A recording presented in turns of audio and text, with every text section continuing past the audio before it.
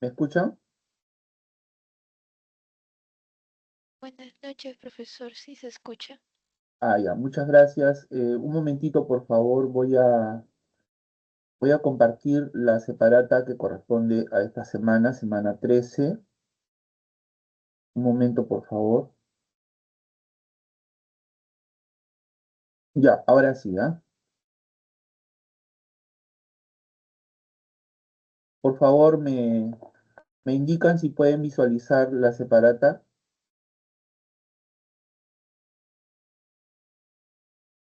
¿Pueden ver el documento que estoy compartiendo? ¿Sí? Necesito que me confirmen, por favor. No se queden callados.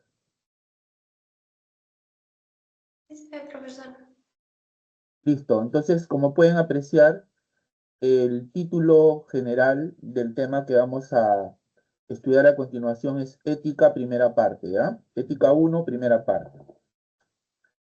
Vamos a utilizar esta metodología. Yo voy leyendo y voy a ir comentando, ya voy a poner ejemplos a fin de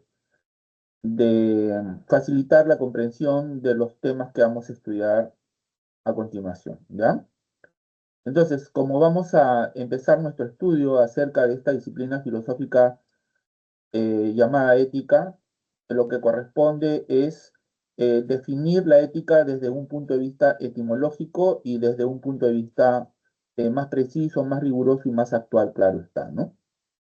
Entonces, vamos con la definición etimológica de ética, ¿ya? La palabra ética proviene de la voz griega ethos, que quiere decir costumbres, ¿ya? Costumbres, eh, hábitos, pero también significa modo de ser o carácter o comportamientos de los que surgen todos nuestros actos, sean justos o injustos, virtuosos o perniciosos, buenos o malos, ¿ya?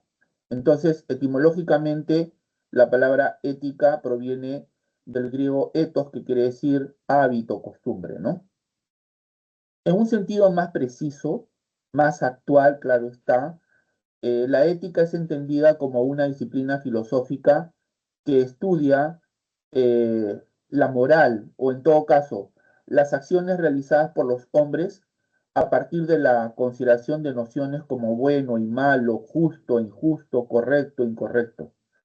Es decir, busca esclarecer, aclarar las razones por las que los hombres realizan determinadas valoraciones de carácter moral. Si quieren que lo diga de una manera súper sencilla y breve, la ética es una disciplina filosófica que estudia la moral y los elementos que componen la moral. ¿Como cuáles, profe? El bien, ¿no? Las normas morales en general, los juicios morales, la persona moral, los dilemas morales, bueno, etcétera, ¿no? Algunos de los temas más importantes abordados por la ética son los siguientes: el bien, la libertad, la felicidad, el acto moral, la norma moral, la persona moral, los juicios morales, los valores morales y los dilemas éticos. ¿Correcto? Esos son los temas sobre los cuales reflexiona la ética. Repito, la noción de bien o de bueno, la libertad, la felicidad, el acto moral, la norma moral, la persona moral, los juicios morales, los valores morales y los dilemas éticos. ¿Correcto?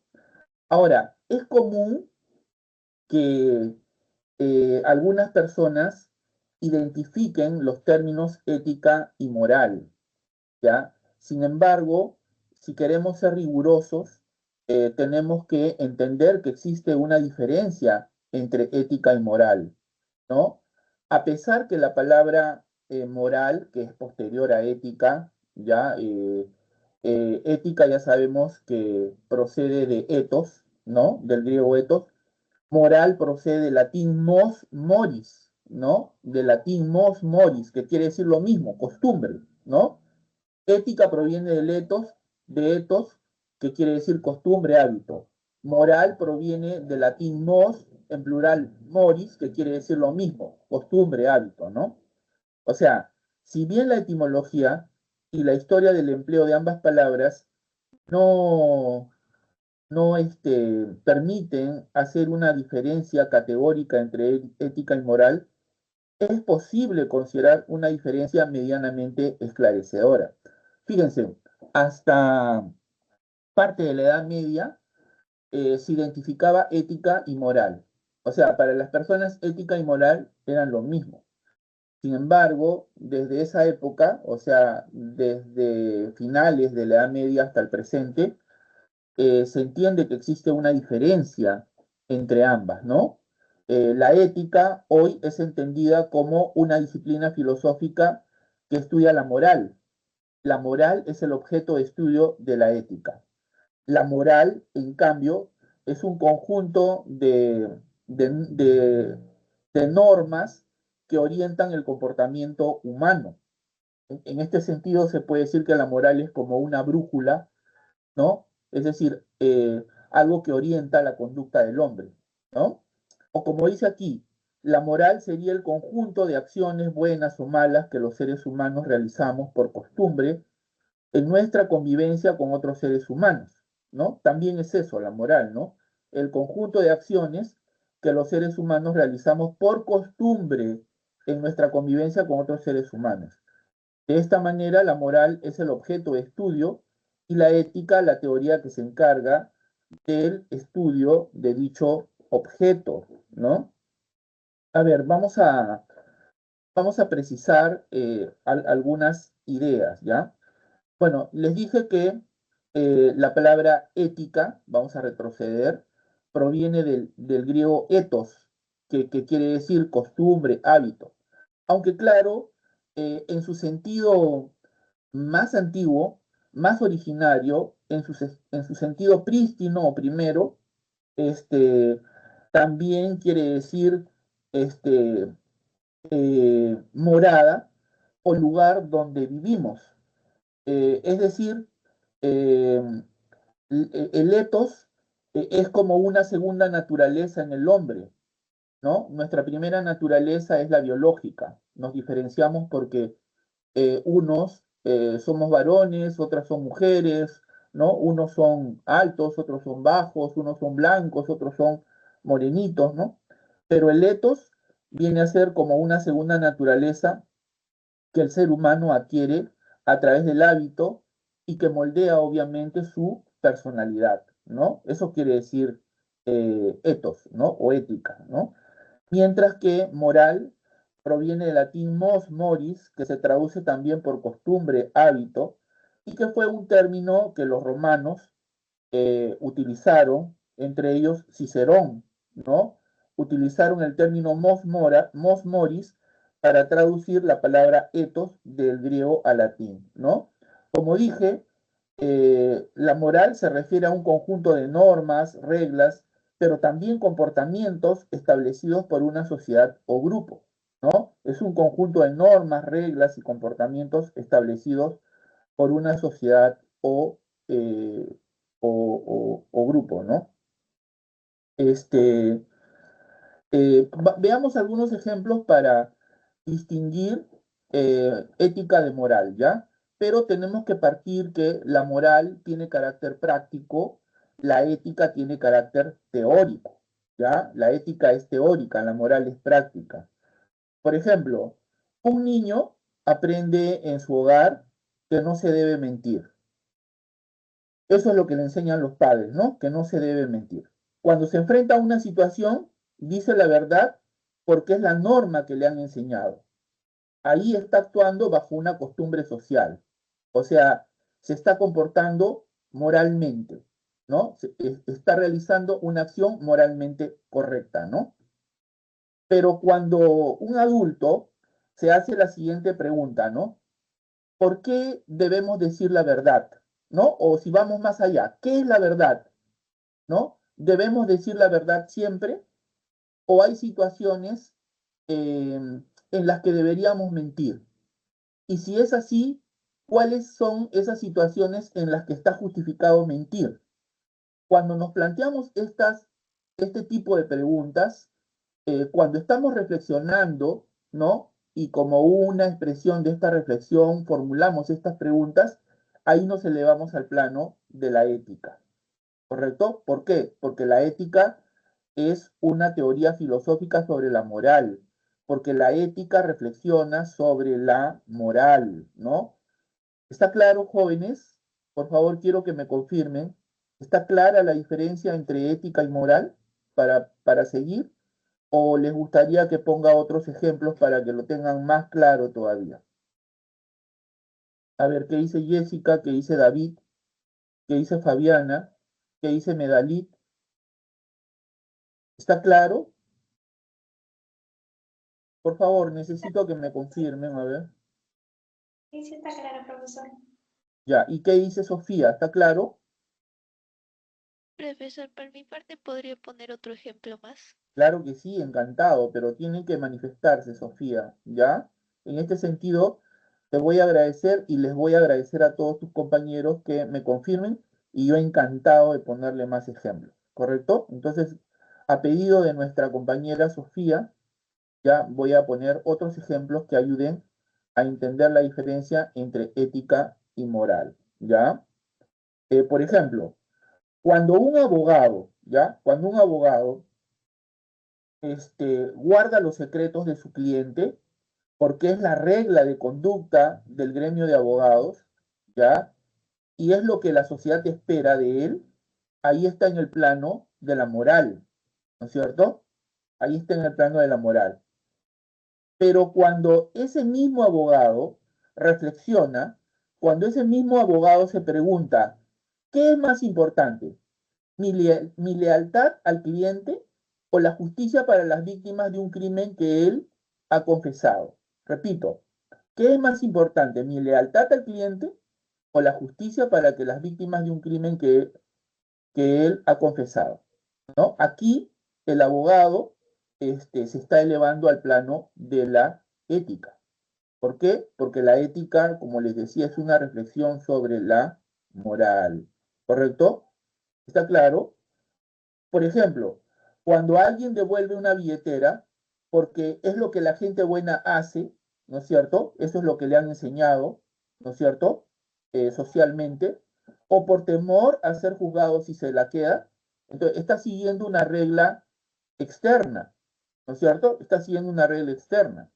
Ahí está en el plano de la moral. Pero cuando esa misma persona reflexiona y se pregunta, a ver, ¿por qué es importante que las personas seamos honestas? ¿Por qué es importante que las personas seamos honradas? ¿Por qué es importante la honradez para la sociedad?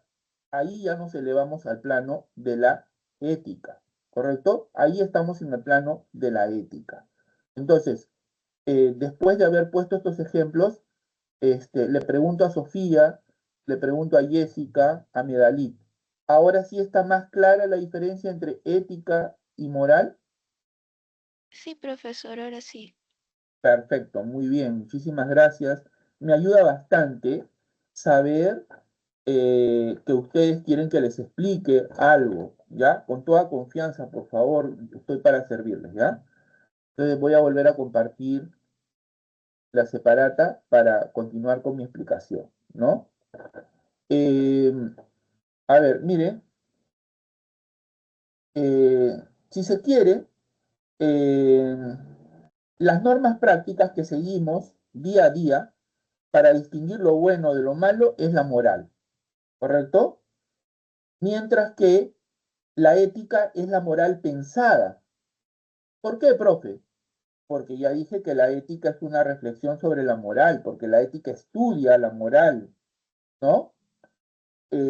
La ética es la moral pensada, el estudio filosófico y reflexivo sobre por qué consideramos que ciertas normas son correctas. ¿Correcto?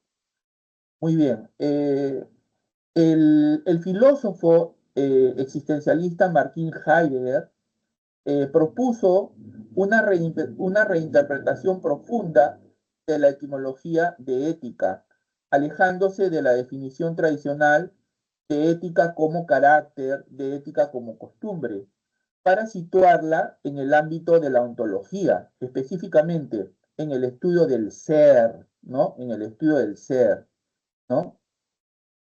Sus reflexiones relativas al significado etimológico de la ética se encuentran en su obra Carta sobre el Humanismo de 1946, ¿no?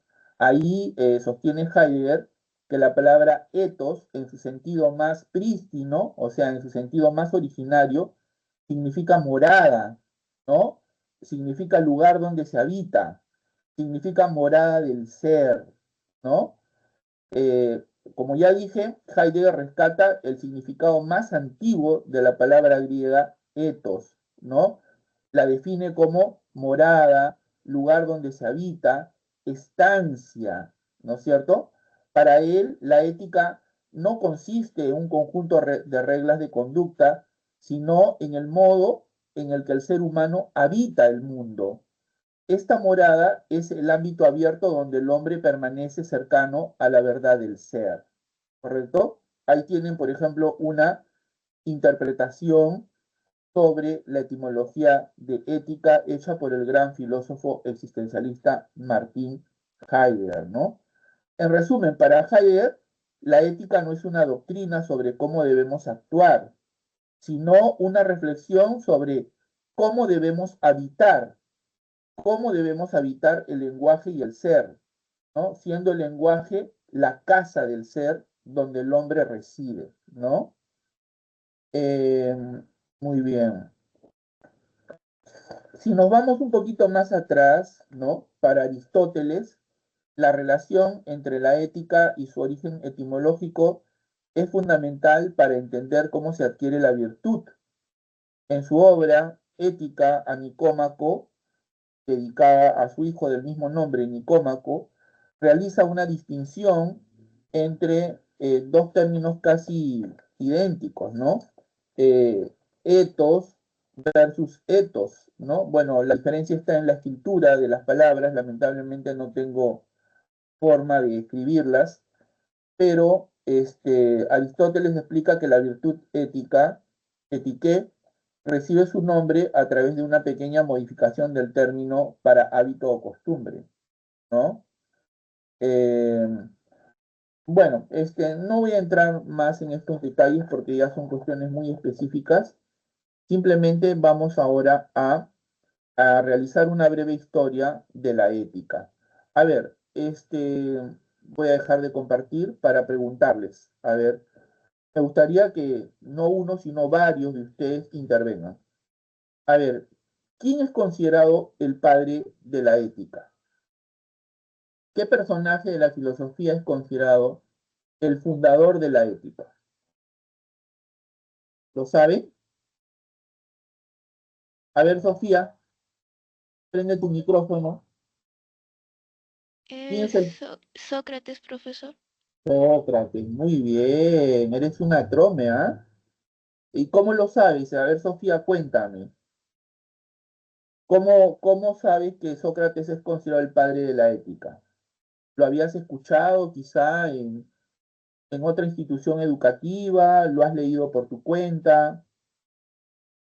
Es que Sócrates primero siempre hacía preguntas y dudaba sobre la verdad absoluta, entonces fue el primer nombre que se me vino a la cabeza. Ya, muy bien. ¿Alguien más quiere decir quién es considerado el padre de la ética? Bueno, ya sabemos que es Sócrates, pero me gustaría que fundamenten su respuesta. A ver, ¿por qué Sócrates es considerado el padre de la ética? A ver, Medalit, prenda su micrófono. Medalit, ¿me escucha? Sí, profesor, porque aplicaba la mayéutica eso para hacerte reflexionar si lo que dices es verdad o estás equivocado en lo que estás anunciando. Es como que si para ti está bien o para ti está mal o está correcto o está erróneo. Ya. Dime, Medalit, ¿tú recuerdas ¿en qué periodo de la filosofía antigua eh, vivió Sócrates? Te voy a dar dos opciones, ¿ya? ¿Ya? ¿Sócrates vivió en el periodo cosmológico o en el periodo antropológico? Antropológico. Claro, así es. Con Sócrates se produce un viraje, ¿no? O sea, un cambio de orientación en la reflexión de los filósofos, ¿no es cierto? Los primeros filósofos, llamados filósofos fisicalistas, naturalistas, cosmológicos, como quiera llamarse, reflexionaron sobre el arjé, es decir, sobre la materia prima, la materia primera, de la cual provienen todas las cosas, ¿no? Pero con Sócrates, la reflexión de los filósofos se orienta al hombre, ¿no es cierto? Al hombre, y se centra en el actuar individual y social del hombre. Por eso es que adquieren relevancia la ética y la política, ¿correcto? La ética y la política, ¿no? A Sócrates le interesa eh, cómo el hombre puede vivir de manera virtuosa, ¿no? Cómo puede alcanzar la arete, o sea, la virtud, ¿no es cierto? La excelencia en el obrar, ¿no es cierto? Muy bien, entonces voy a volver a compartir la separata y vamos a leer y vamos a comentar y vamos a poner ejemplos acerca de la ética socrática, ¿ya? El principal objeto de estudio para Sócrates fue la dimensión ética del hombre, ¿ya? Repito, el principal objeto de estudio para Sócrates fue la dimensión ética del hombre.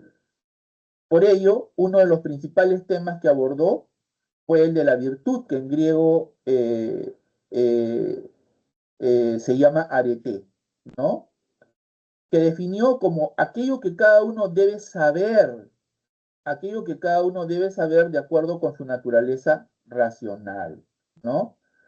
De aquí se entiende también que tomara como una regla de conducta la famosa frase inscrita eh, en el pórtico principal del templo o del oráculo de Delfos, conócete a ti mismo, que en griego se dice notis auton y en latín se dice nocete ipsum, conócete a ti mismo, ¿no?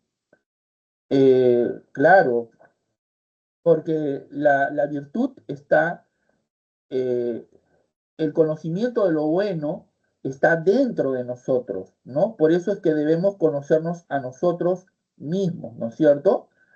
El método mayéutico, al cual aludió una estudiante de esta sección hace un momento, y que estuvo inspirado en el oficio que ejerció la madre de Sócrates, Fenaretes, que era una comadrona, el método mayéutico basado en el diálogo buscaba limpiar la mente de falsas certezas para luego parir, para luego dar a luz a la verdad desde el interior del individuo, ¿no es cierto? Es decir, el conocimiento, la verdad, ¿no es cierto?, están dentro de nosotros. No olviden que para Sócrates, ¿no es cierto?, este, eh, una persona que quiere ser virtuosa tiene que saber, ¿no es cierto?, qué es el bien, qué es la justicia, en qué consiste la templanza o moderación, etcétera. ¿Correcto? Por otro lado, Sócrates afirmó que una vida no examinada, no reflexionada, no vale la pena ser vivida, porque eso nos reduce a la condición de animales, ¿no? Los animales no reflexionan sobre su vida. El hombre, ¿no? Debido a que posee una razón, puede y debe examinar su vida, ¿no? Por eso decía, una vida no examinada no vale la pena ser vivida, enfatizando que la ética requiere un cuestionamiento constante de nuestras propias creencias y valores, ¿no? Para Sócrates, el bien es el conocimiento de lo que es verdaderamente útil para el alma, que es lo primordial, ¿no? El alma es superior en valor al cuerpo, ¿no? Por ello, el bien es el conocimiento de lo que es verdaderamente útil para el alma, lo que beneficia al alma, ¿no? El mal proviene de la ignorancia, ¿no es cierto? O sea, no de la voluntad, sino de la ignorancia o error intelectual sobre lo que creemos que es bueno, ¿no? ¿Por qué las personas actúan mal? Por ignorancia. ¿Por qué las personas realizan acciones malas? Por ignorancia, ¿no? Profe, y para Sócrates, ¿qué es la virtud? Es la sabiduría aplicada a la conducta humana, ¿no? Profe, y la felicidad para Sócrates es el estado de plenitud que resulta de tener un alma virtuosa, ¿no? De tener un alma virtuosa, ¿correcto? Todo esto lo sabemos gracias a ciertos discípulos que tuvo Sócrates, tales como Platón y Jenofonte, ¿no? Gracias a ellos es que eh, conocemos un poco sobre su pensamiento, ¿no es cierto? Ya que él no dejó nada escrito, ¿no? En este sentido, fue un idiotez. La palabra idiotez se entendía en esa época como aquella persona que no ha escrito nada, también como aquella persona que no participa en la comunidad, o sea, es un antisocial, ¿no es cierto? Sócrates no dejó ninguna obra escrita debido a sus convicciones sobre la naturaleza del pensamiento y el aprendizaje. ¿Y cuáles fueron las razones que llevaron a Sócrates a no escribir ningún libro? Bueno, existen diferentes razones, ¿no?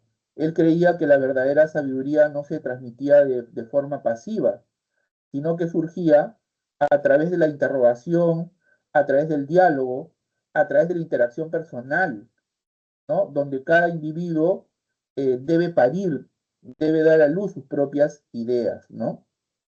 Además, porque para Sócrates, un libro no puede responder preguntas eh, ni defenderse si es malinterpretado. El pensamiento debía ser dinámico y estar en constante evolución, algo que solo permite el diálogo vivo, ¿no? Por otro lado, Sócrates argumentaba que la escritura haría a los hombres olvidadizos al confiar el conocimiento a signos externos en lugar de cultivarlo íntimamente mediante el esfuerzo mental, ¿no? También porque Sócrates decía que a veces leer muchos libros nos da una falsa apariencia de sabiduría, ¿no? Leer muchos libros da la apariencia, provoca la ilusión de ser sabio, cuando en realidad muchas veces no se ha comprendido profundamente el contenido de los libros, ¿no es cierto? Y por último, no dejó nada escrito para ser coherente con su idea de solo sé que nada sé, ¿no? O solo sé que no sé nada, que consideraba que no tenía una doctrina cerrada que pudiera plasmar en un libro, ¿no? ¿Me entienden?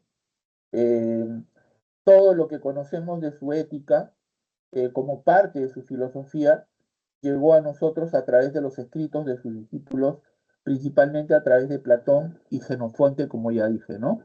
Los que han leído a Platón, algún diálogo al menos, habrán podido comprobar que en los diálogos, en muchos de ellos, el personaje principal es Sócrates, el cual aparece eh, eh, debatiendo sobre diversos temas con sus rivales, filosóficamente hablando, claro está, los sofistas, ¿no? Muy bien, entonces la propuesta de Sócrates plantea que la sabiduría nos conduce al conocimiento del bien, ¿correcto? Si una persona sabe en qué consiste el bien, en qué consiste la justicia, en qué consiste la templanza, pues entonces va a realizar acciones buenas, justas y con moderación, ¿correcto? Si la persona desconoce el sentido correcto de lo bueno, el sentido correcto de la justicia, el sentido correcto de la moderación, pues va a realizar acciones negativas, ¿no? Desde un punto de vista ético, ¿no? En la doctrina ética de Sócrates, el saber y la virtud coinciden, ¿no? De esta manera, el que conoce el bien actuará con rectitud, mientras que aquel que ignora el bien actuará mal, es decir, sin virtud. Por ello, este planteamiento ha recibido el nombre de intelectualismo ético, ¿no? Eh, claro, es que, eh, como ya dije, en Sócrates hay una identificación entre eh, la sabiduría y la virtud, o entre el conocimiento y la virtud, ¿no? Para Sócrates, quien conoce lo que es el bien, necesariamente lo practica. Para Sócrates, quien conoce lo que es el bien, necesariamente lo realiza, ¿no?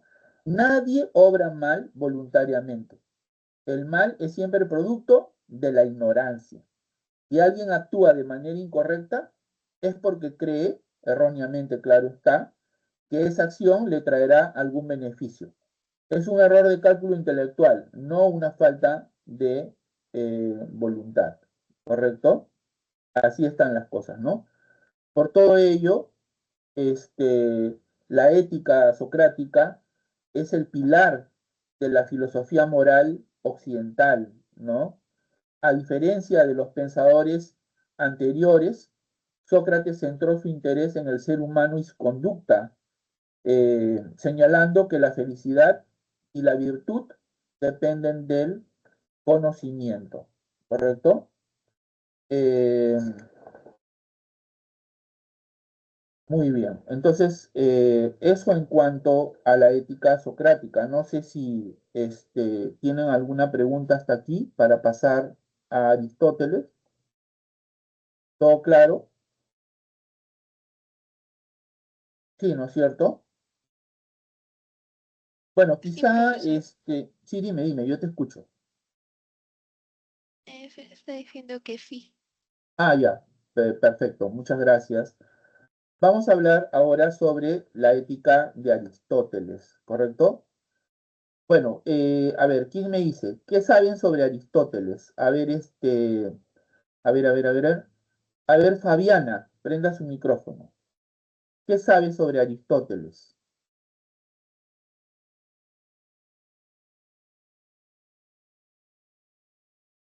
A ver, Medalit, ¿qué sabe sobre Aristóteles?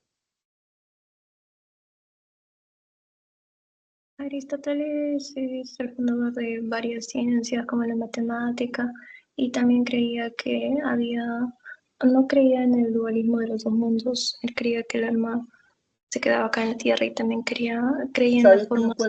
¿Sabes quién fue su maestro Medalit? eh, Platón, Platón, ¿no es cierto? ¿Y quién fue el maestro de Platón? Sócrates. Claro, entonces, a ver, ubica cronológicamente a estos tres grandes filósofos de la antigüedad. Primero tenemos a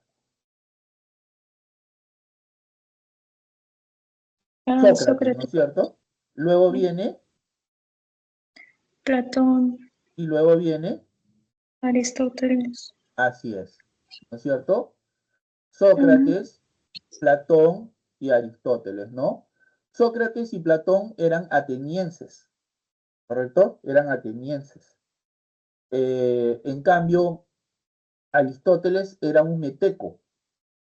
Profe, ¿qué cosa es un meteco? O sea, era un extranjero, ¿correcto? Él provenía de Macedonia, ¿correcto? De una ciudad llamada Estagira. Por eso es que algunos lo llaman el Estagirita. Cuando encuentren esa denominación ya saben que con ella se refieren a Aristóteles, el Estagirita, ¿no? Su padre fue un médico que trabajó al servicio de la corte del rey Filipo, el padre de Alejandro Magno, el gran estratega, el gran conquistador macedónico, ¿no? Eh, Él perdió a su madre a edad muy temprana, ¿no? Posteriormente perdió a su padre, por lo que quedó al cuidado de un tío, ¿no? El cual a la edad de 18 años lo llevó a Atenas para matricularlo en la Academia de Platón, que es considerada, pues, si se quiere, el antecedente más lejano de las modernas universidades. La primera universidad del mundo occidental es la academia, ¿no es cierto? La academia constaba de salas de estudio, ¿no es cierto? Salones de clases, si se quiere, pero también poseía biblioteca, comedor, una vivienda para los estudiantes que, como Aristóteles, procedían de otros lugares, ¿correcto?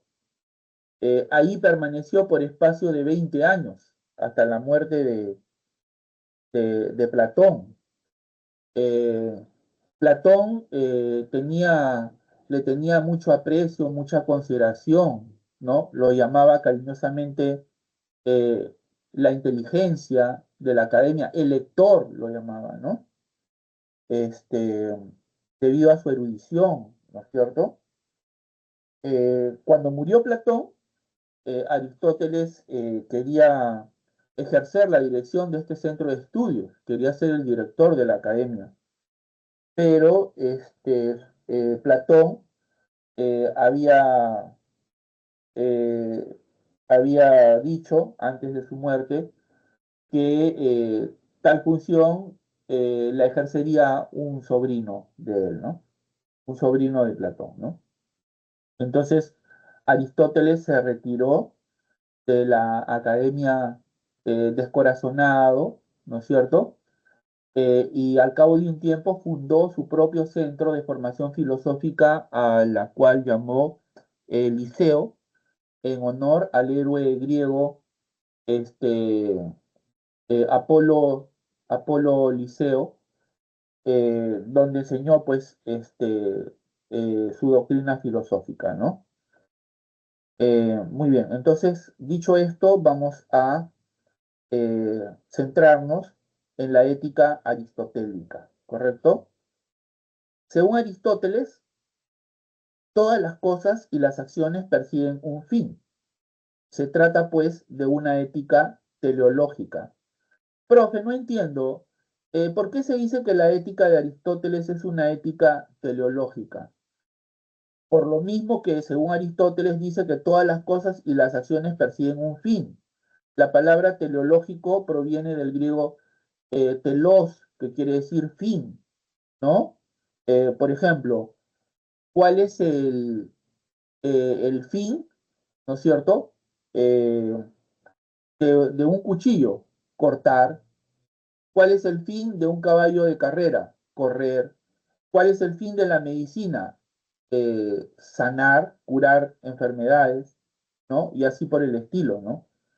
Todas las cosas y las acciones persiguen un fin, se realizan conforme a un fin, ¿correcto? Por eso es que la ética de Aristóteles es considerada una ética teleológica, ¿no? Este fin es buscado por ser considerado un bien, ¿correcto? Es buscado por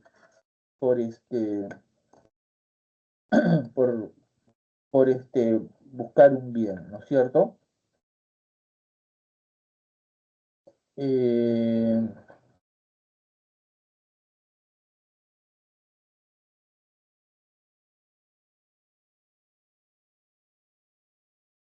Eh, por ejemplo,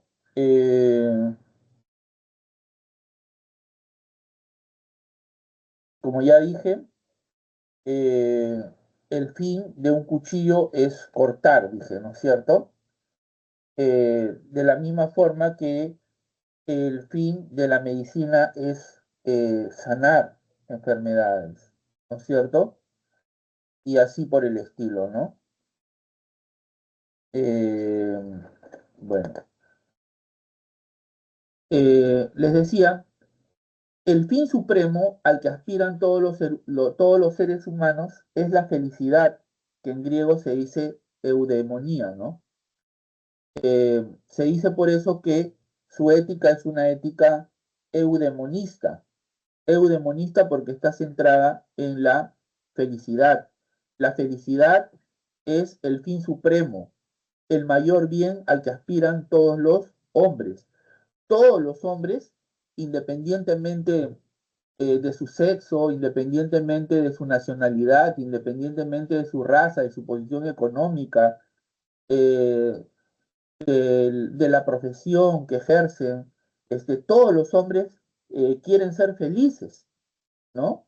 Sin embargo, aunque todos los hombres estén de acuerdo en que el fin de la vida es la felicidad, la mayoría de ellos no se pone de acuerdo en torno al modo de vida que nos conduce a ella, ¿no?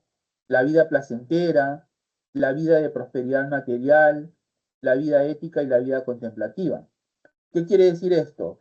Que según Aristóteles, aunque todos los hombres aspiran a alcanzar la felicidad, este, eh, no están de acuerdo en qué es eso en que consiste la felicidad, porque algunos identifican la felicidad con el dinero, con la riqueza, otros identifican la felicidad con el poder político, otros identifican la felicidad con la fama, ¿no? Y otros identifican la felicidad con la vida ética, la vida virtuosa, la vida contemplativa, ¿no? Sin embargo, Aristóteles dice que la felicidad es el fin supremo. La felicidad eh, no es un medio para lograr otras cosas, sino que es un fin y en tanto que es un fin, ya no puedes conseguir nada más que con ella. O sea, con la felicidad lo único que puedes es ser feliz, ¿no? Nada más. Entonces, se equivocan aquellos que consideran que la felicidad es la riqueza, porque con la riqueza tú puedes comprar casas, puedes comprar viajes, ¿no? Puedes comprar una serie de cosas. Es un medio para. Entonces, pero la felicidad no es un medio. La felicidad es el fin supremo, el mayor bien, ¿no? Se equivocan también aquellos que identifican la felicidad con el poder político. ¿Por qué? Porque el poder político es un medio para, ¿no? Para ganar admiración, adulación, qué sé yo, ¿no? Igual que la fama, ¿no? No es la felicidad porque es un medio, ¿no? Un medio para. Y la felicidad, hemos dicho, es el fin supremo, un fin en sí mismo, ¿correcto? En la Ética a Nicómaco, que es una de los tres libros de ética que escribió Aristóteles y que está dedicado a su hijo del mismo nombre, Nicómaco, Aristóteles considera que la vida ética consiste en que las acciones sean guiadas por la razón, que suele identificar la virtud en el término medio entre dos extremos. A esta teoría se conoce como teoría del justo medio, ¿no? De este modo, la valentía es la virtud entre la temeridad y la cobardía, ¿no? En el medio de estos extremos, de estos vicios, se encuentra la auténtica virtud, que es la valentía, ¿cierto? La temeridad es un vicio que se comete por exceso. ¿Por qué? Porque el temerario no mide el peligro, ¿no es cierto? La cobardía es un vicio que se comete por defecto, es decir, el cobarde huye del peligro, ¿no? Entre estos dos extremos, entre estos dos vicios, se ubica la valentía, ¿no? Que es la auténtica virtud. La persona valiente no significa que no tenga miedo, ¿no? Sentir miedo es tan humano como enamorarse, ¿no? ¿Me entienden? Como sentir compasión, ¿no? Este, pero el valiente, pues, no va en busca del peligro, ni tampoco se corre del peligro, ¿no? Lo espera de manera prudente para enfrentarlo, ¿no es cierto? No obstante, Aristóteles pensaba que la felicidad superior se lograba a través de la vida contemplativa, o sea, a través de la reflexión, ¿no es cierto? Cuando los hombres aspiraban a la contemplación de los primeros principios, ¿no es cierto? Por añadidura, Aristóteles distinguió entre virtudes éticas y dianoéticas. Estas, o sea, las dianoéticas, se dan por la educación, mientras que las virtudes éticas, ¿no? Por la costumbre, ¿no? Muy bien, vamos a hacer algunas precisiones, ¿ya? Como ya dije, la ética de Sócrates se centra, perdón, de Aristóteles se centra en la felicidad o eudemonía, ¿no? Se centra en la felicidad y en la virtud o arete, ¿no? A diferencia de Sócrates, mucha atención, Aristóteles señala que no basta con conocer el bien, sino que es necesario practicarlo para ser virtuoso. ¿Entienden? O sea, conocer el bien, conocer la justicia, es una condición necesaria, pero es insuficiente. Uno no se hace bueno porque sepa en qué consiste la bondad. Uno se hace bueno practicando el bien, realizando acciones buenas. Uno se hace justo practicando la justicia, realizando acciones justas. ¿Me entienden? Entonces, Aristóteles, ¿no es cierto?, pone énfasis en la necesidad de practicar este tipo de conductas, ¿no es cierto? Eh, Como sabemos, el pilar de su pensamiento ético es el concepto de eudaimonía, o sea, felicidad, ¿no? Como ya dije, Aristóteles decía que todos los hombres quieren ser felices y todas las acciones humanas tienden hacia un telos, o sea, hacia un fin, ¿no es cierto? La felicidad es el fin último, es el único bien que se busca por sí mismo y no como medio para lograr otras cosas, ¿no? ¿En qué consiste la felicidad según Aristóteles?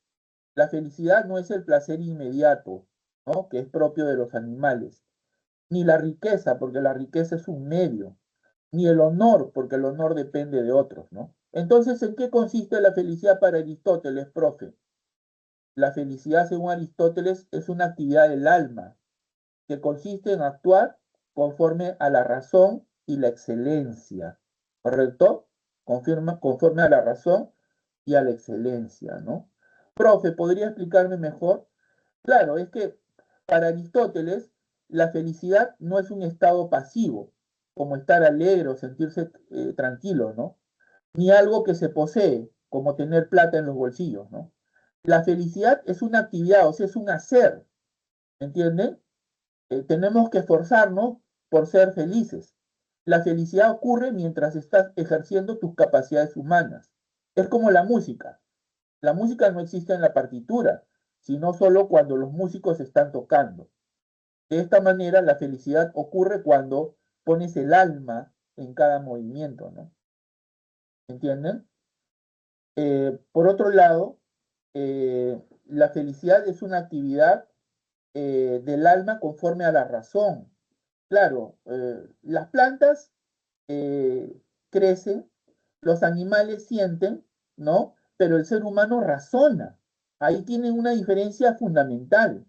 Por lo tanto, la felicidad humana no puede consistir solo en comer o sentir placer, sino en usar nuestra razón, en usar nuestra inteligencia, en hacer uso del pensamiento lógico. ¿Por qué?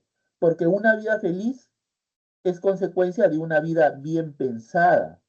O sea, hay que pensar para tomar buenas decisiones, porque de eso depende la felicidad, ¿no es cierto? Vivir una vida tranquila, ¿no es cierto?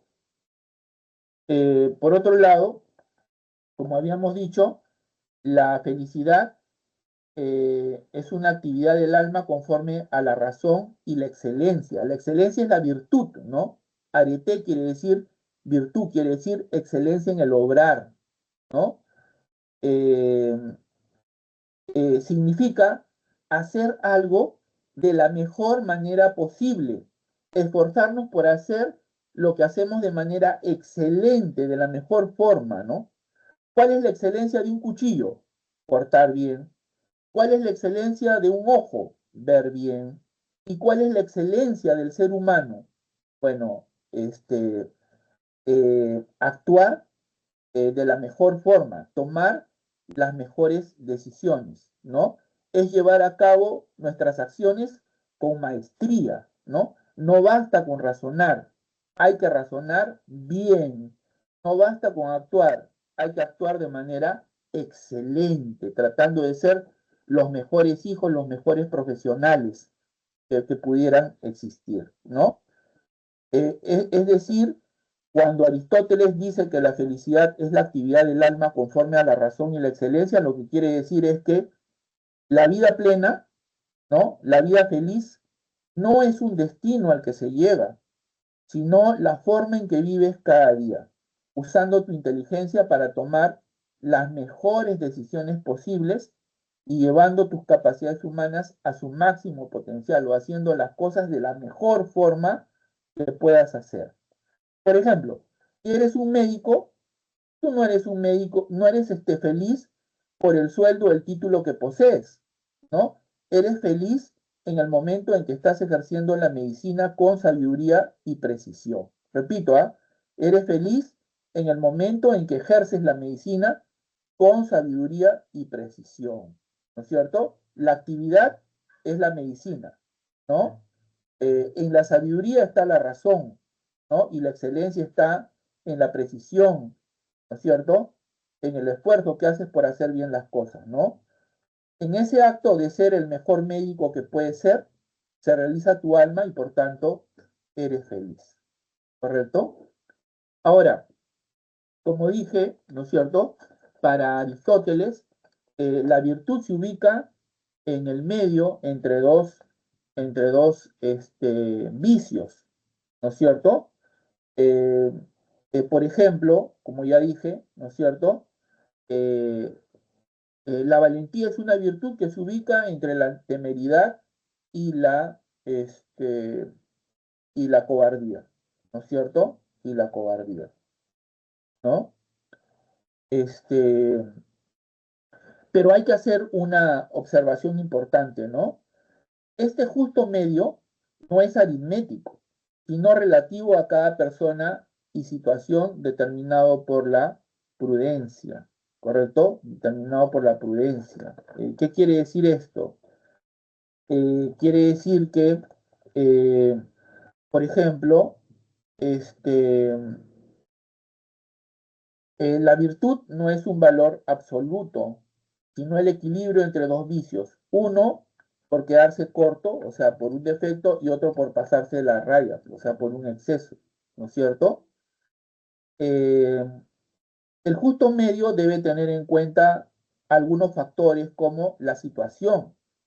No es lo mismo lo que debes comer un día de maratón que un día de descanso, ¿no? En un día de maratón debes alimentarte mejor, ¿no es cierto? Por otro lado, tu edad, tu peso, tu salud, tus metas también son factores que influyen en el justo medio. Y también la prudencia, ¿no? La frónesis, como se dice en griego, ¿no? Que es la capacidad para analizar las circunstancias y decir, para mí en este momento determinado, esto es lo más adecuado. ¿Me entienden? Esto es lo más adecuado, ¿no? Eh, por ejemplo, el justo medio eh, de un el justo medio para un atleta no es el mismo pues que para una persona común y corriente, ¿no es cierto? Eh, no es lo mismo que para una persona sedentaria, ¿no es cierto? El atleta debe comer sano, ¿no es cierto? Debe comer más veces en el día, quizá, debe hidratarse, ¿no? Entonces, esos factores influyen en la determinación del justo medio, ¿no? Pero en resumen, jóvenes, Aristóteles decía que para obrar éticamente hay que considerar la teoría del justo medio, ¿no es cierto? Por ejemplo, la generosidad, que es la auténtica virtud, se ubica entre la tacañería y la prodigalidad, ¿no es cierto? El tacaño no quiere gastar su dinero, ¿no? Y el pródigo despilfarra su dinero sin control, ¿no? En cambio, el generoso es aquel que utiliza con prudencia su dinero, da a quien lo merece en la cantidad adecuada y en el momento oportuno, ¿no es cierto? Otro ejemplo que puedo ponerles es el de la amabilidad. La amabilidad es una virtud que se ubica entre el mal humor, ¿no? El mal humor, la antipatía, ¿no? Que es uno de los extremos entre los cuales se ubica, y la adulación, ¿no? La persona aduladora es la que alaba a todo el mundo por compromiso o para querer agradar a todo el mundo, ¿no? A toda costa, incluso mintiendo, ¿no? En cambio, la persona malhumorada es antipática, ruda, ¿no? Desprecia el buen trato con los demás, ¿no? Entre estos dos excesos se encuentra la amabilidad, que consiste en tratar a las demás personas con respeto, con cortesía, ¿no? Pero manteniendo siempre la dignidad, ¿no es cierto? La dignidad. Muy bien, entonces, en cuanto a Aristóteles, ¿está todo claro? Me gustaría saber, ¿todo claro? ¿Sí? A ver qué dice Jessica. ¿Todo claro en cuanto a Aristóteles?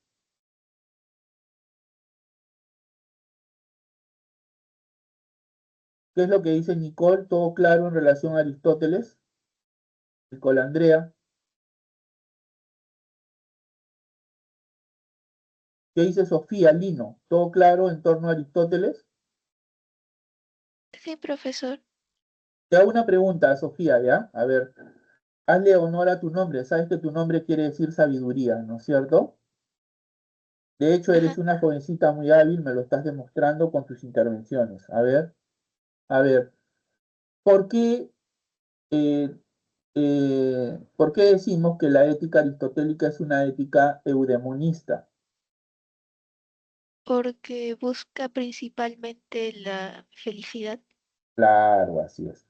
Muy bien, muy bien. Y la felicidad, no lo olvides, Sofía, no lo olviden, jóvenes, es una actividad del alma que consiste en actuar conforme a la razón y de manera virtuosa, excelente, ¿no? Esa es la felicidad. La felicidad no es un estado pasivo, como estar alegre, como estar triste, no. Es una actividad, ¿no es cierto? Eh, Supone esfuerzo, ¿no? Actuar conforme a la razón, ¿no es cierto? Pero para actuar conforme a la razón tenemos que aplicar la teoría del justo medio. A ver, ¿qué puedes decirnos sobre la teoría del justo medio, Sofía? A ver, Que este la virtud, tenemos ¿dónde que se hacer encuentra? en la razón. La virtud, ¿dónde se encuentra? Entre dos extremos, ¿no es cierto? Entre dos extremos, ¿no es cierto? Entonces hay que aplicar el criterio, el buen juicio, ¿no es cierto?, para determinar la virtud, ¿no es cierto?, para actuar virtuosamente, porque, vuelvo a repetir, la virtud se encuentra entre dos extremos, ¿no? Uno por exceso y otro por defecto, ¿no es cierto? Recuerda que, por ejemplo, la valentía, ¿entre qué extremo se ubica? A ver, Sofía.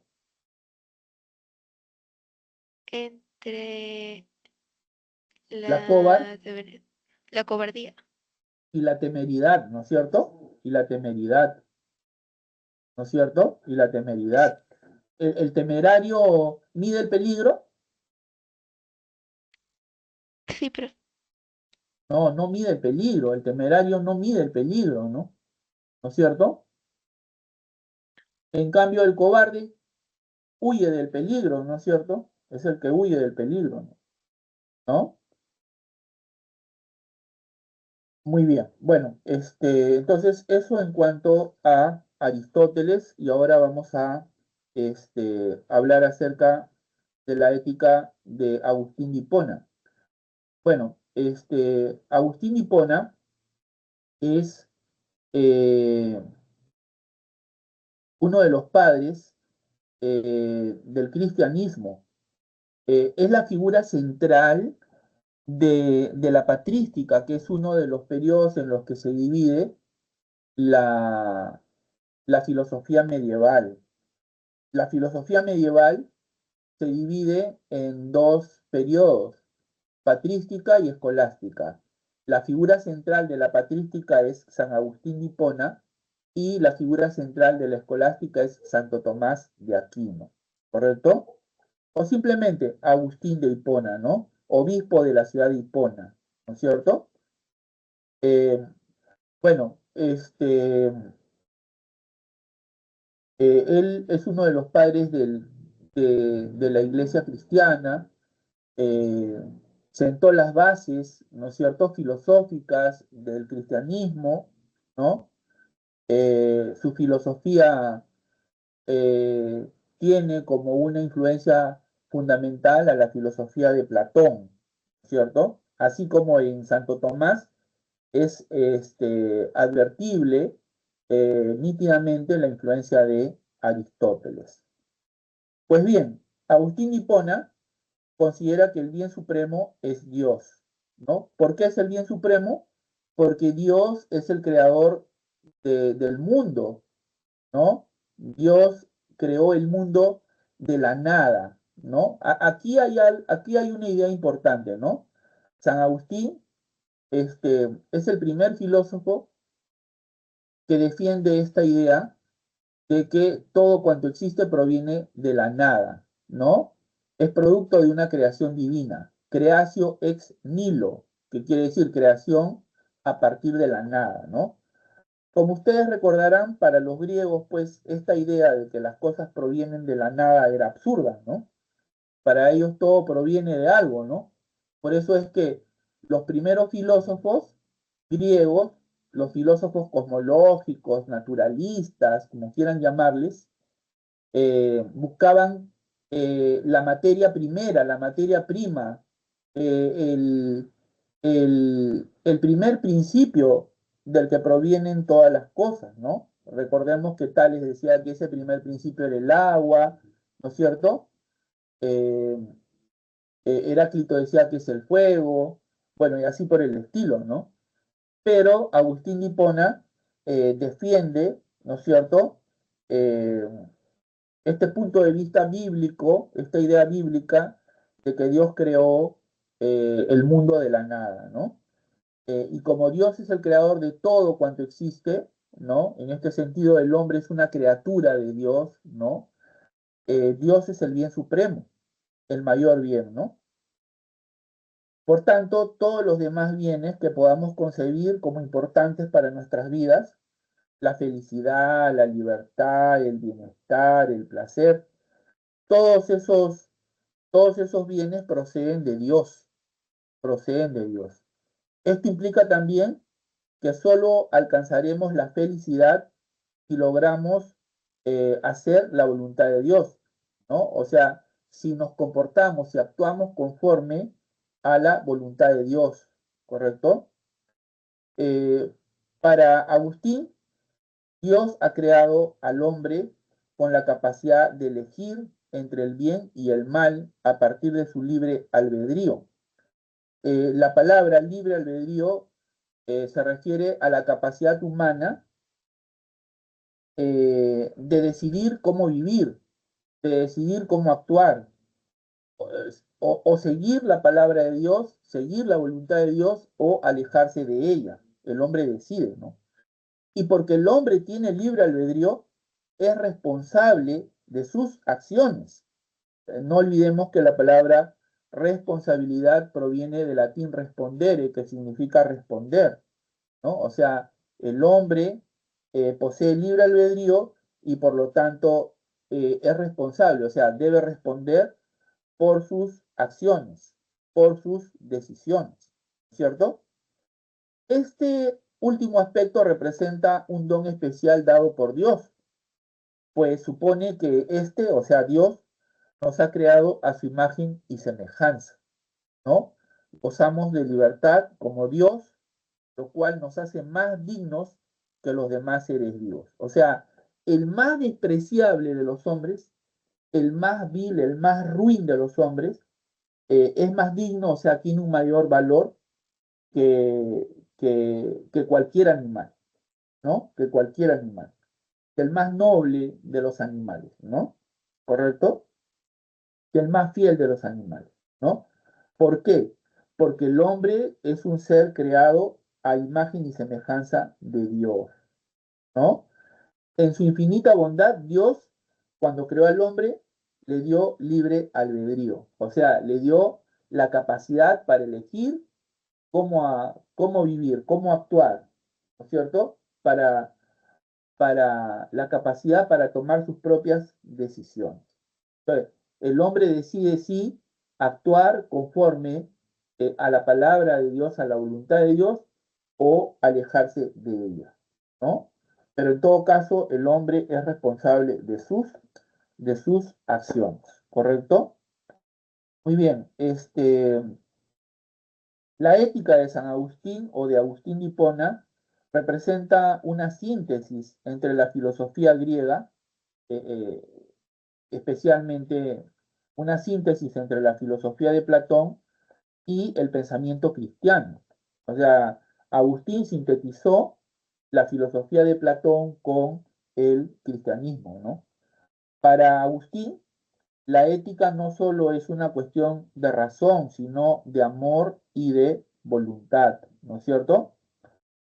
Hay una frase muy característica en el pensamiento filosófico de San Agustín. Es esta: ama y haz lo que quieras. Ama y haz lo que quieras. Podría pensarse que cuando San Agustín dice ama y haz lo que quieras, está justificando el libertinaje, pero esto no es así. Significa que si una persona ama verdaderamente a Dios, que es el bien supremo, sus acciones serán naturalmente buenas, ¿no? La virtud es definida como ordo amoris, o sea, el orden del amor, ¿no? Ser virtuoso es amar cada cosa en su justa medida, en su justa dimensión. Por ello, debemos amar más lo eterno, como por ejemplo amar a Dios, y menos lo temporal, ¿no? Lo finito, lo terrenal, como por ejemplo el dinero o el placer. Sin embargo, hay personas que aman más el dinero que a Dios, ¿no? Valoran más este, cuestiones materiales que el alma, ¿no es cierto? Que es eterna, ¿no? Ahora, al igual que Aristóteles, eh, la, la ética de San Agustín eh, enfatiza la felicidad, pero sostiene que ésta no se encuentra en las cosas del mundo. La felicidad, ¿dónde se encuentra? En Dios, ¿no es cierto? El hombre no puede alcanzar la felicidad por sí mismo. Necesita, ¿no es cierto? Necesita de Dios para ser feliz, ¿correcto? Esa es una prueba de la imperfección humana, de la finitud humana. El hombre por sí mismo no puede alcanzar la felicidad, necesita de Dios, ¿no es cierto? La felicidad plena solo se alcanza gracias a Dios. Las cosas materiales, las cosas del mundo, pueden darnos alegrías momentáneas, pero solo lo infinito, o sea, Dios, por ejemplo, puede llenar el vacío del alma humana, ¿correcto? Hay una afirmación presente en el pensamiento de San Agustín, es esta: nos hiciste, Señor, para ti, y nuestro corazón está inquieto hasta que descanse en ti, ¿no? Esa frase expresa, ¿no? Eh, digamos, nuestra dependencia, la dependencia del hombre de Dios para alcanzar la felicidad, ¿cierto? Por otro lado, como ya se dijo, eh, eh, para San Agustín, el hombre posee libre arbitrio, libre albedrío, ¿no? Que es la capacidad para elegir cómo actuar, la capacidad para decidir cómo vivir, ¿no?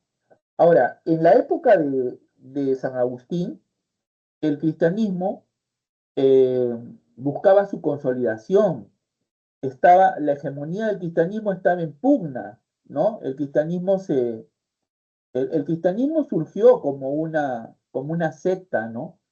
Y fue ganando importancia, valor, adeptos, seguidores, ¿no? A lo largo del tiempo.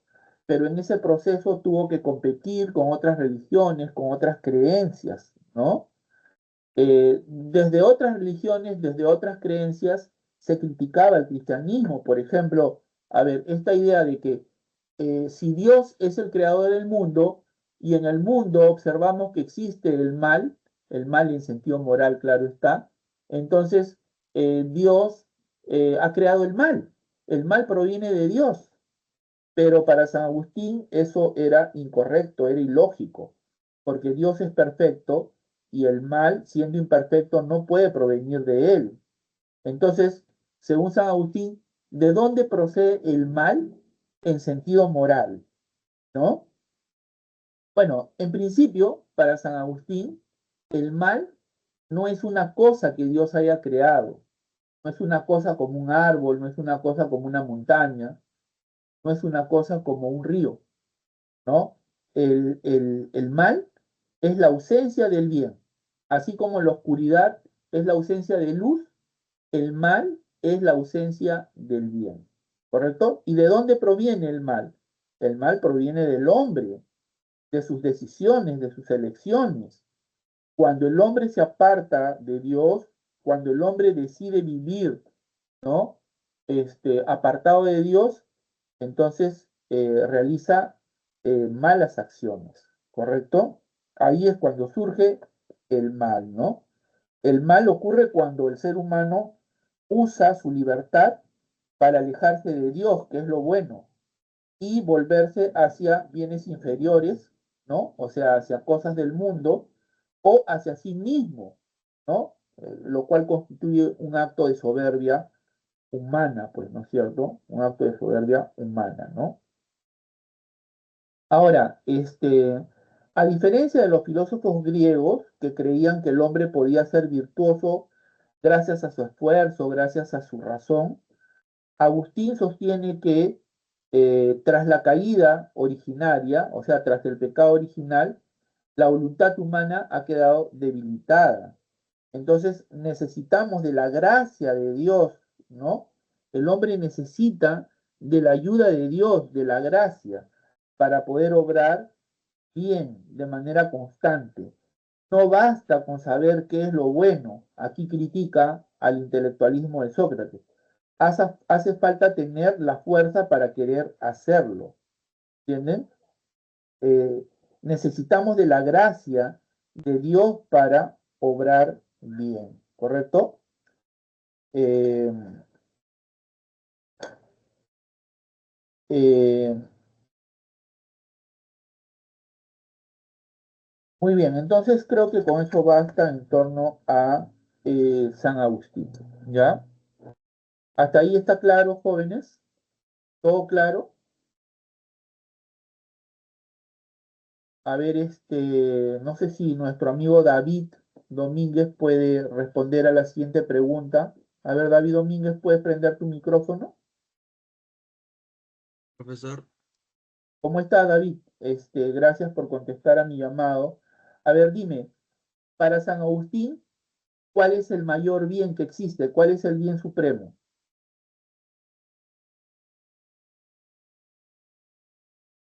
disculpe, Repito la pregunta. Para San Agustín, ¿cuál es el mayor bien que existe? ¿Cuál es el bien supremo? la, la gracia divina, la gracia de Dios. Dios, ¿no? Dios es el mayor bien, ¿no? ¿No? Sí, Dios es el mayor bien. ¿Y por qué Dios es el bien supremo? Porque Dios es el creador de todo cuanto existe, ¿no es todo cuanto cierto? existe. Así es, muy bien.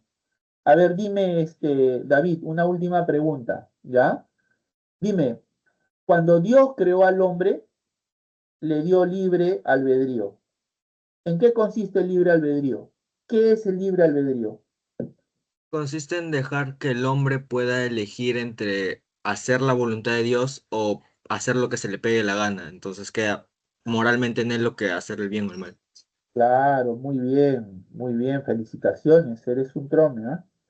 Ya, y el libre albedrío hace responsable al hombre, ¿no es cierto? Porque si el hombre tiene la capacidad para elegir cómo vivir, cómo actuar, entonces es el responsable de sus acciones, ¿no es cierto? ¿No es cierto, David? Sí, profesor. Muy bien, felicitaciones, eres un trome. A ver, Héctor Pareja, prenda su micrófono. ¿Me escucha? Pavel Rojas, ¿puede prender su micrófono? Profe, Hola, Pavel, buenas noches. Gracias por contestar a mi noches. llamado. Te voy a hacer una pregunta, ¿ya? Una pregunta. Dime, según San Agustín, ¿el hombre puede alcanzar la felicidad por sí mismo? No, profe, ¿De necesitamos de quién Dios. necesita? Necesitamos de Dios para ser felices. Claro, de la gracia de Dios, ¿no es cierto? Necesitamos de la gracia de Dios. Muy bien, eres un trome, felicitaciones. Felicito, muy bien. Este, una segunda pregunta, Pavel. ¿Te animas? Está bien, profe. A ver, dime, para San Agustín, ¿de dónde procede el mal? ¿El mal procede de Dios o de la voluntad humana? De la voluntad humana, profe. Claro, ¿no es cierto? El mal procede del hombre, ¿no es cierto? ¿No? Claro, el mal surge cuando el hombre decide vivir su vida alejado de Dios, ¿no es cierto? ¿Está claro? Sí, profe. Muy bien, felicitaciones. Gracias por tu participación. Ahora vamos a hablar sobre la filosofía de Immanuel Kant.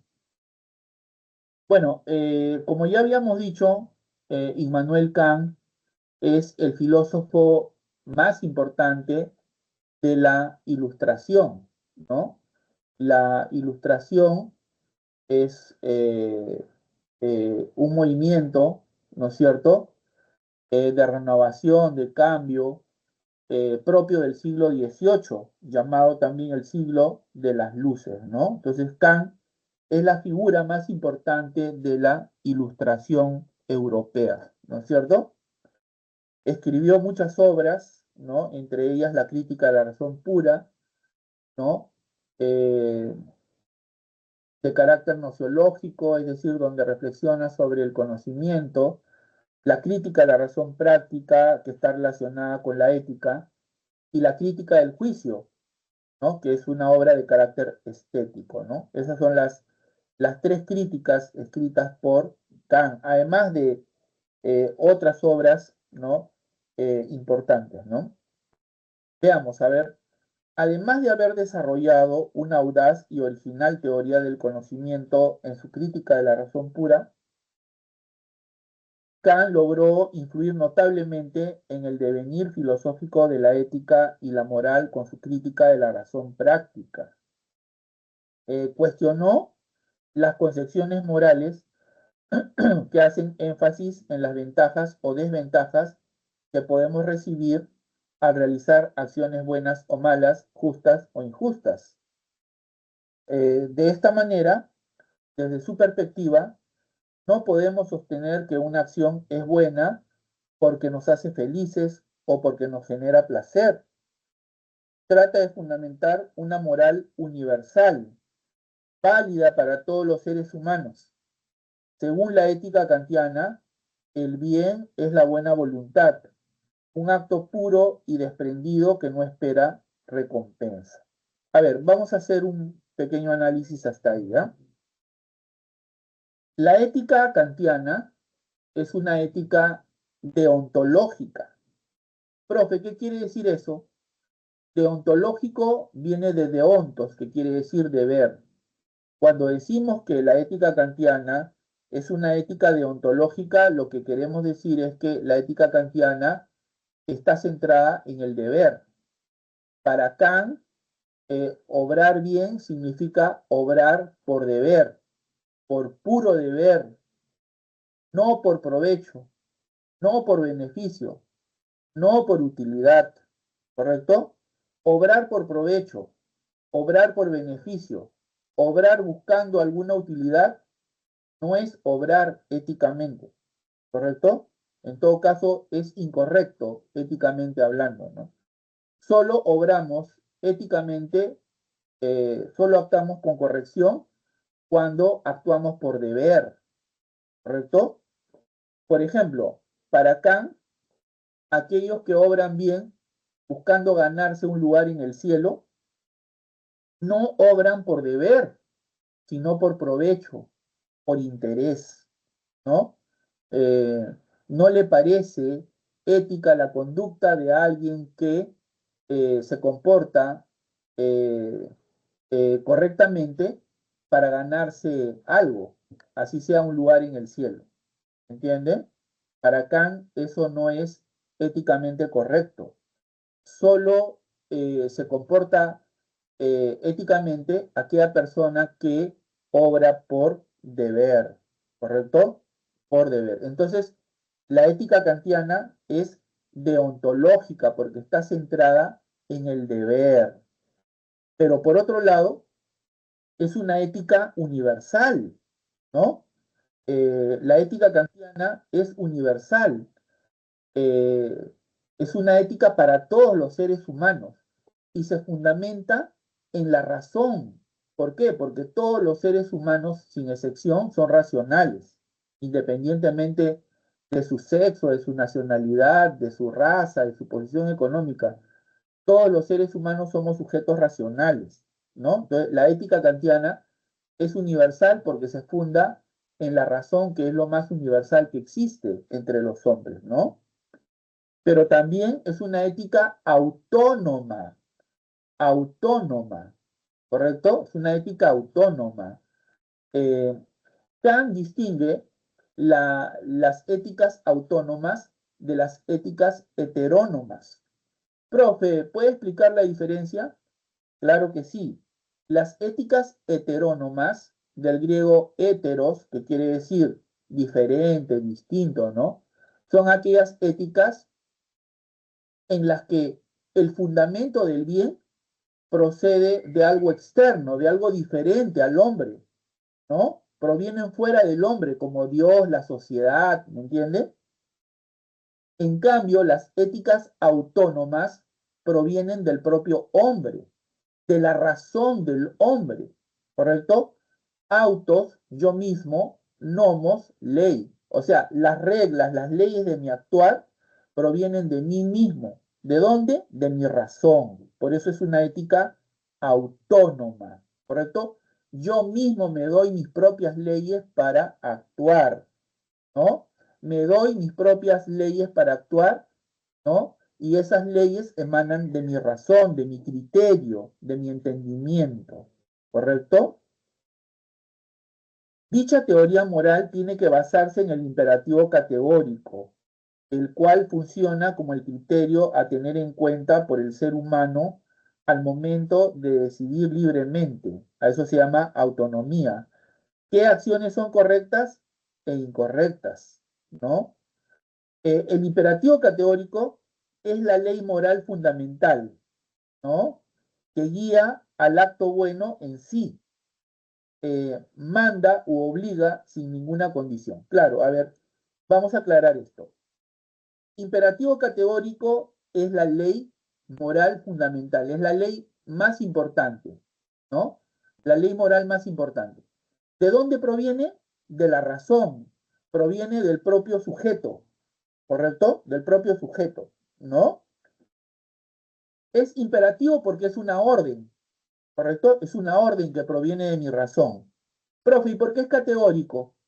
Porque debemos realizarlo sin ninguna condición, ¿me entienden? Por eso es categórico, porque debemos realizar el imperativo, debemos hacer el imperativo sin ninguna condición, sin buscar ningún provecho, por puro deber, por pura obligación, ¿correcto? Tiene la forma, debes hacer A simplemente porque debes hacer A. O sea, debes hacer A porque es tu obligación hacer A. Debes hacer A por deber, ¿me entienden? Por el contrario, el imperativo hipotético recomienda una acción como medio para un fin. Si quieres A, haz B. Profe, ¿puede poner ejemplos para que me quede más claro? Ahí van algunos ejemplos, miren, ¿ah? Si un estudiante, ¿no es cierto?, quiere ingresar a la universidad para que su padre, ¿no?, lo premie, regalándole un viaje a Estados Unidos, pues está actuando de acuerdo a un imperativo hipotético, ¿no es cierto? El imperativo hipotético se realiza por provecho, por inclinación, por interés. En cambio, el imperativo categórico, he dicho, se realiza por puro deber, nunca por provecho, ¿no? Por ejemplo, cuando un estudiante ingresa a la universidad porque es su deber como estudiante, como buen hijo, ¿me entienden? Este, estudio a conciencia, por deber, no por los premios que pueda darme mi padre, ni siquiera por las palabras que pueda decirme, hijo, no, yo no lo hago por nada, no hago para que me feliciten, no lo hago para que alguien me admire, para que alguien me aplauda, no, lo hago porque es mi deber, sin esperar nada a cambio, ¿correcto? Ahora bien, el imperativo categórico se puede formular de dos formas. Las dos formulaciones que puede adoptar el imperativo categórico se pueden resumir de la siguiente manera. Número 1, actúa como crees que deberían actuar todos los hombres. Ley universal. Claro, o sea, si tú crees, si tú consideras que mentir es malo, pues no debes mentir, ¿no es cierto? No debes mentir. O sea, debes actuar queriendo que tu forma de actuar se convierta en una ley universal, en una ley para todos los hombres. ¿Entiendes? Si tú consideras que robar es malo, no debes robar, ¿correcto? No debes robar, ¿no? O sea, debes actuar como otros que se encuentran viviendo tu misma situación, querrías que actúen como tú. ¿Entiendes? A propósito, la ética kantiana ha sido criticada por diversos filósofos desde diferentes perspectivas filosóficas, ¿no? Por ser una ética muy estricta, demasiado riguroso, excesivamente rigurosa, ¿no? Porque Kant no acepta, por ejemplo, ni siquiera las mentiras piadosas. Para él mentir es malo en cualquier situación, en cualquier circunstancia, ¿entienden? Así estés viviendo una situación como esta. A ver, un grupo de malhechores ingresa a tu casa y te pide revelar la habitación donde se encuentra tu padre para matarlo, ¿no? Bueno, ¿qué diría Kant? Kant diría que no debes mentir ni siquiera en esa situación, ¿correcto? Ni siquiera en esa situación, ¿correcto? Mentir es malo en cualquier situación, ¿correcto? Sin embargo, desde otras perspectivas, se acepta las llamadas, por ejemplo, mentiras piadosas, ¿no? ¿No es cierto? Porque se considera que este, la protección de la vida humana eh, es superior, ¿me entienden?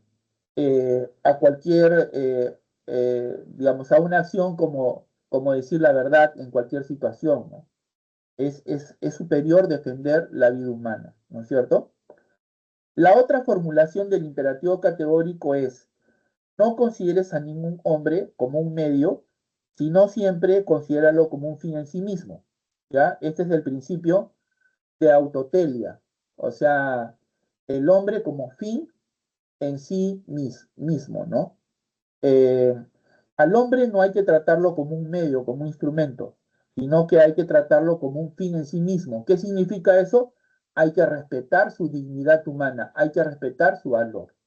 Por ejemplo, cuando una persona, ¿no es cierto?, se va a un lugar para comprar caricias, las caricias de una mujer, la está tratando a esa fémina como un objeto, como un instrumento de placer. Entonces, no la está tratando como un fin en sí mismo, sino como un medio, como un instrumento, ¿no? De la misma forma que un empleador, cuando no le paga lo que es justo a su trabajador, lo está tratando como un como un medio, como un instrumento. Lo está instrumentalizando, no está respetando su dignidad. ¿No es cierto? Bueno, podría poner otros ejemplos, pero que creo que con eso se entiende claramente, ¿no? Muy bien, hasta ahí todo claro, jóvenes, en torno a la filosofía ética de Kant. ¿Todo claro? Quizá voy a hacer algunas precisiones, ¿ya? A ver, para Kant, eh, eh, las acciones buenas valen por la intención, valen por la buena voluntad con la que fueron hechas, no por los resultados, no por las consecuencias. O sea, en este sentido, la acción buena vale por la intención con la que fue hecha, ¿no? Por la buena voluntad con la que fue hecha, ¿no? Por ejemplo, cuando un médico hace todo lo posible por salvar la vida de un paciente con la mejor intención, lo hace guiado por la buena voluntad, ¿no? Aunque el paciente finalmente muera, ¿correcto? Su acción es éticamente correcta. ¿Por qué? Porque ha sido hecha por buena voluntad, con la intención de querer hacer algo bueno, a pesar que el resultado no era el que él quería salvarle la vida a su paciente, pero murió, ¿no? Si en cambio un médico trata de salvar a un paciente solo para cobrar una gran cantidad de dinero, su acción carece de valor moral para Kant, ¿entienden? Aunque el resultado sea positivo, aunque logre salvar al paciente, ese médico no ha actuado moralmente bien, no ha actuado correctamente. ¿Por qué? Porque lo hace por provecho, lo hace por dinero, lo hace por el interés monetario, ¿no? No lo hace queriendo hacer el bien, no lo hace por buena voluntad, ¿correcto? Hay otras éticas, como la utilitarista que vamos a estudiar en breve, que señalan que la buena acción vale por las consecuencias, por los resultados, por los beneficios, no por la intención, como en el caso de Kant, ¿correcto? Muy bien, ¿se entendió, jóvenes? ¿Hasta ahí está claro? Muy bien, a ver, Medalit, prenda su micrófono.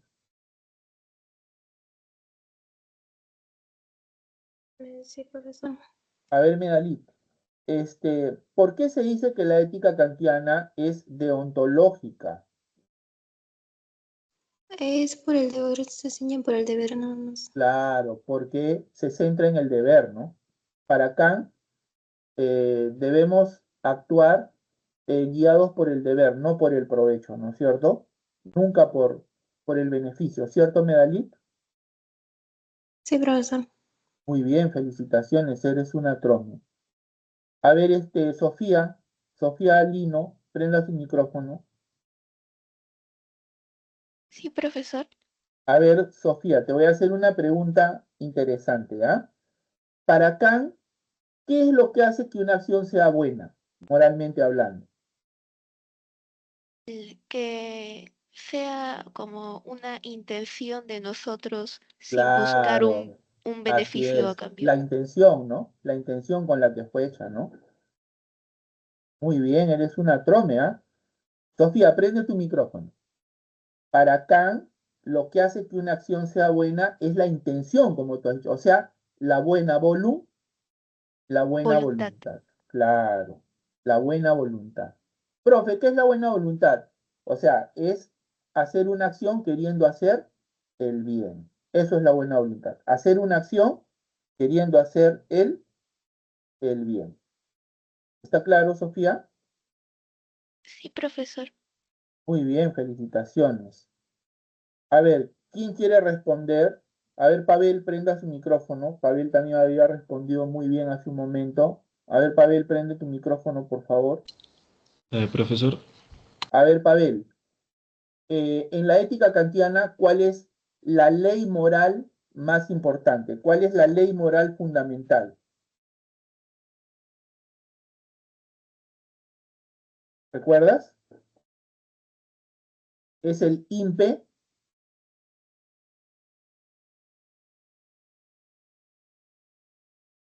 ¿Cuál es, Pavel? El impe. no, no me acuerdo, profe.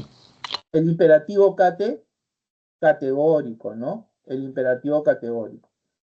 ¿De dónde procede el imperativo categórico? ¿O por qué se le llama imperativo categórico? Porque es una orden que proviene de la razón y que debemos cumplirla sin ninguna condición, ¿no es cierto? Por puro deber, ¿no es cierto? Por ello, ¿no? Por ello.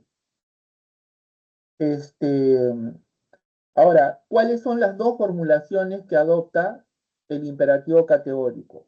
Las dos formulaciones son obra de tal manera, compórtate de tal manera que tu forma de actuar se convierta en una ley universal, o sea, un ejemplo para todos los hombres, ¿no? ¿No es cierto? Y la segunda formulación es trata al hombre en toda circunstancia como un fin y no como un medio, ¿no? Trata al hombre siempre en toda circunstancia como un fin y no como un medio. Tratarlo como un fin en sí mismo significa respetar su valor, respetar su dignidad, ¿correcto? Muy bien, entonces, dicho esto, vamos a hablar ahora sobre la ética de John Stuart Mill, ¿ya? A ver, John Stuart Mill es una figura ligada al utilitarismo, ¿correcto? El utilitarismo es una filosofía que sostiene que, en términos éticos, ¿no? Que la acción buena está determinada por la utilidad, por las consecuencias, por el provecho, por el beneficio, ¿correcto? El ideal ético del utilitarismo es la felicidad general, es decir, no la felicidad personal, sino su interés por lograr el bienestar de la mayoría. En este sentido, el utilitarismo se diferencia de otras filosofías tales como la filosofía hedonista de Epicuro, que, que señalaban que el placer o la felicidad se alcanzan de manera individual, ¿no? Individual. Aquí se trata de buscar la felicidad, la utilidad, el provecho, de manera general, ¿no? Se trata de lograr el bienestar de la mayoría, ¿correcto? John Stuart Mill fue el continuador del filósofo utilitarista inglés Jeremy Bentham, quien dijo que todos los placeres son iguales y de lo que se trata es de calcular cuál produce más felicidad y menos dolor. Bueno, aquí hay una diferencia entre Stuart Mill y Bentham, porque mientras Bentham consideraba que todos los placeres son iguales, John Stuart Mill decía que hay unos placeres que son superiores a otros, ¿no? Le confería mayor importancia a los placeres eh, eh, espirituales, intelectuales, ¿no? Por ejemplo, la felicidad, el placer que proviene de una buena amistad, ¿no? Es superior, pues, al placer de comer, ¿no? ¿Entienden? O al placer de beber, ¿no? Ahora, el principio ético de Mill es que la mejor acción es la que produce la máxima felicidad del mayor número de individuos posible, ¿no? Repito, el principio ético de Mill es que la mejor acción es la que produce la máxima felicidad del mayor número de individuos posible, ¿no? Este principio ha de tener en cuenta a todos los interesados, es decir, al conjunto de la humanidad, ¿no? Por ejemplo, este, eh, a ver, eh, construir una obra, como por ejemplo la continuación de la vía expresa que beneficia a cientos de familias, es mejor que realizar una acción que solo beneficia a una persona. ¿Me entienden? Por ejemplo, expropiarle, o sea, quitarle la casa a, a, a 10 familias tiene un valor inferior al valor o importancia que tiene construir una obra de envergadura, ¿no? Por ejemplo, una pista, ¿no? Eh, por donde quedaban estas casas expropiadas, porque eso va a beneficiar, por decir, a 50 o 100 familias, ¿entienden? Entonces, la buena acción consiste en lograr el bienestar de la mayoría, ¿no? En eso consiste el utilitarismo. Claro que la ética utilitarista ha recibido muchas críticas, ¿no? Porque, porque enfatiza las consecuencias y deja de lado, por ejemplo, la intención de las acciones, ¿no? Entre las críticas que ha recibido se encuentra esta de que si la moral es la mayor felicidad para el mayor número, ¿qué pasa con las minorías? O sea, podríamos caer en una especie de tiranía de la mayoría, ¿no es cierto? El problema, según un utilitarista estricto, es si el sufrimiento de una minoría pequeña o de una sola persona produce una alegría inmensa en el resto de la sociedad, esa acción sería ética, ¿correcto? Un ejemplo extremo de esto es un grupo de personas linchando a un inocente porque eso les da mucha satisfacción y calma la ansiedad social. Para un utilitarista puro, si la suma de placer de la multitud supera el dolor de la víctima, la acción se justificaría. Esto es inaceptable para las éticas basadas en los derechos humanos, ¿correcto? En los derechos humanos, ¿no? Y para terminar, voy a referirme a la ética de George Edward Moore, que es un filósofo ligado a la analítica, a la filosofía del lenguaje, ¿no? En su obra Principia Ética, los principios de la ética, Moore plantea que el bien es un concepto imposible de comprender a través de la deducción racional y la experiencia debido a su característica de simplicidad y obviedad en las distintas situaciones por las que atraviesan los seres humanos como objetos morales.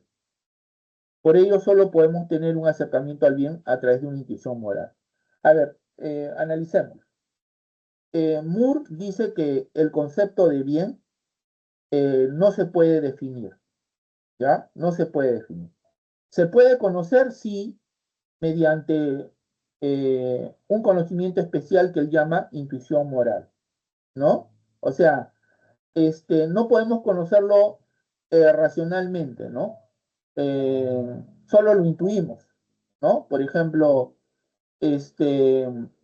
intuimos que está mal que un hombre, ¿no es cierto? Golpee a una mujer, por ejemplo, ¿no? Golpea a una mujer. Está mal, ¿no es cierto? Está mal, lo intuimos, no necesitamos que nadie nos demuestre que eso está mal, simplemente lo intuimos, ¿no? Está mal, ¿correcto? Ahora, ¿por qué la noción de bien es indefinible? Por su carácter de simplicidad, ¿no? Y obviedad, ¿no?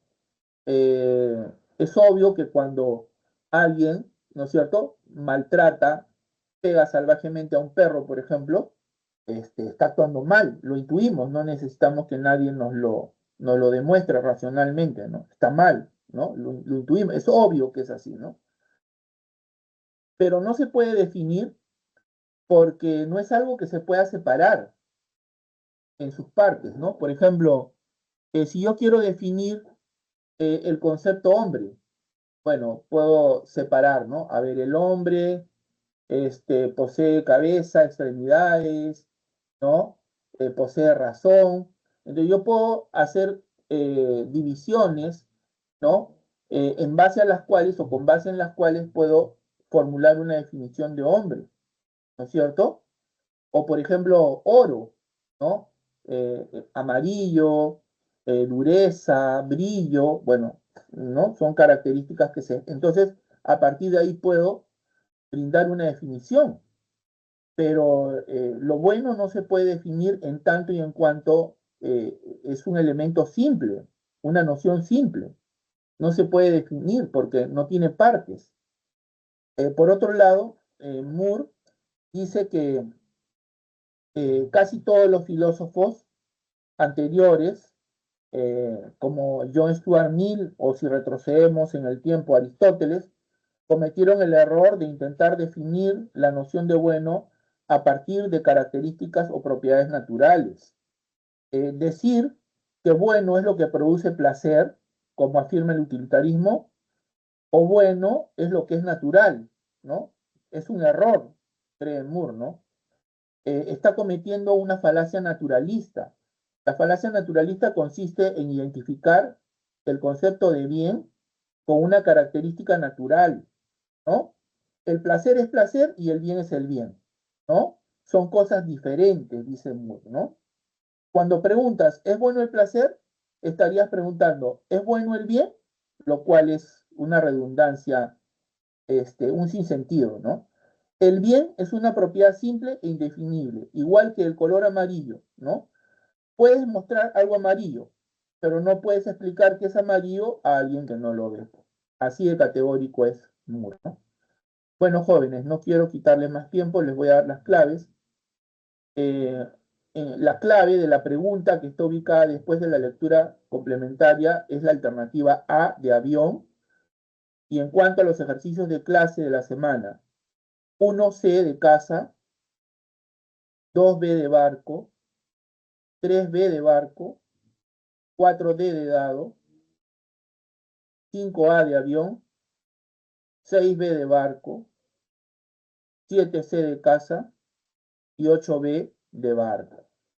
Bueno, jóvenes, por mi parte eso es todo. No sé si tienen alguna inquietud, alguna pregunta. Si no es así, entonces me despido hasta la próxima semana. Espero haber sido claro. Listo, muchas gracias. Nos vemos entonces la próxima semana. Cuídense mucho.